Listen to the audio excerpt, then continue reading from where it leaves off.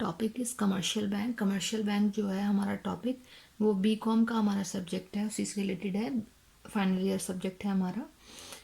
Commercial bank को हम हिंदी में बोलते हैं वाणिज्यिक बैंक। ये जो पर्टिकुलर मैंने इस वीडियो को अपलोड करने की कोशिश जो की है, तो वो हिंदी एंड इंग्लिश बोथ में की है। आई थिंक आपको बहुत ईजिली समझ में आ जाएगा ये टॉपिक। तो हमारे कमर्शियल बैंक कौन से होते हैं समझ लीजिए। कमर्शियल की अगर हम बात करें तो कमर्शियल का मतलब होता है वाणिज्यिक, मतलब एक ऐसे बैंक जो एक बिजनेस पर्पस के लिए बनाए गए हैं। डायरेक्टली कहा जाए तो गवर्नमेंट ने एक ऐसे बैंक इस्टेब्लिश किए हैं जो एक तरीके से अर्निंग के लिए किए हैं, और अर्निंग के साथ साथ पब्लिक को कुछ फैसिलिटीज़ प्रोवाइड करने के लिए किए गए बनाए गए हैं, वो हमारे कमर्शियल बैंक कहलाते हैं। अब बेसिकली इसमें जो बेसिक टर्म्स है वो समझ लेते हैं।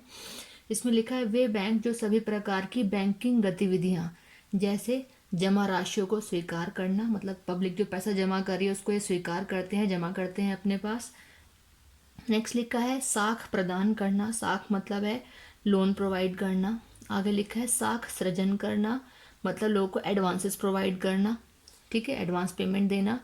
निवेश करना, ठीक है, मतलब क्रेडिट को क्रिएट करना, इन्वेस्टमेंट करना, ठीक है। विभिन्न ऐसी कुछ गतिविधियां जो हैं वो हमारे इस कमर्शियल बैंक में की जाती हैं, ठीक। नेक्स्ट पॉइंट कहता है they are also referred to as joint stock bank.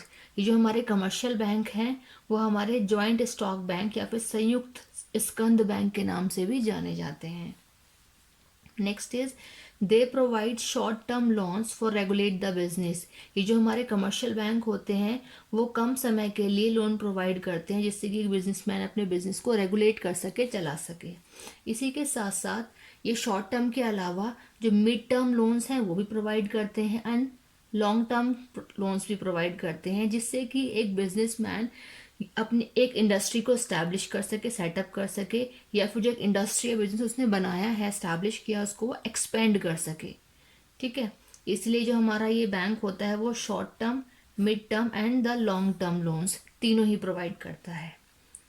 Next is in India. अगर हम इंडिया की बात करते हैं स्पेशली, तो कह रहे हैं राष्ट्रीयकरण के पश्चात, नेशनलाइजेशन के बाद में जो 20 प्रमुख वाणिज्यिक जो बैंक हैं वो सार्वजनिक उपक्रम के रूप में कार्य कर रहे हैं। कह रहे हैं इंडिया में आफ्टर नेशनलाइजेशन 20 जो हमारे वाणिज्यिक जो कमर्शियल बैंक हैं वो गवर्नमेंट के अंडर में काम कर रहे हैं।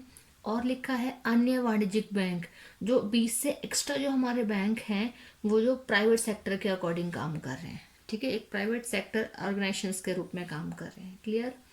नेक्स्ट इज, अब हमने ये बात तो कर ली इंडिया की इस पॉइंट में, अब बात करते हैं इन अनदर कंट्रीज। अब जो अनदर कंट्रीज है वहाँ क्या होता है, लिखा है सरकार की वाणिज्यिक बैंकों में कोई भागीदारी नहीं होती। अगर हम अदर कंट्रीज की बात करते हैं तो जो हमारे वाणिज्यिक बैंक होते हैं इसमें गवर्नमेंट का कोई भी रोल प्ले नहीं होता, ठीक। Next last point is some of the major commercial bank. अब हम बार बार कमर्शियल बैंक के बारे में समझ तो रहे हैं, अब ये जानना भी जरूरी है कि आखिर कमर्शियल बैंक होते कौन से हैं।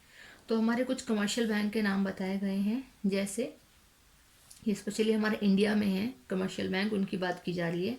स्टेट बैंक ऑफ इंडिया जिसको हम SBI बोलते हैं, bank of Baroda, bank of India, Canara bank, Punjab national bank, etceteras. तो ये हमारे क्या हैं, ये हमारे कमर्शियल या फिर इसको वाणिज्यिक बैंक भी हम बोल सकते हैं। तो आई होप आपको जो ये टॉपिक है कमर्शियल बैंक वो क्लियर हो गया होगा।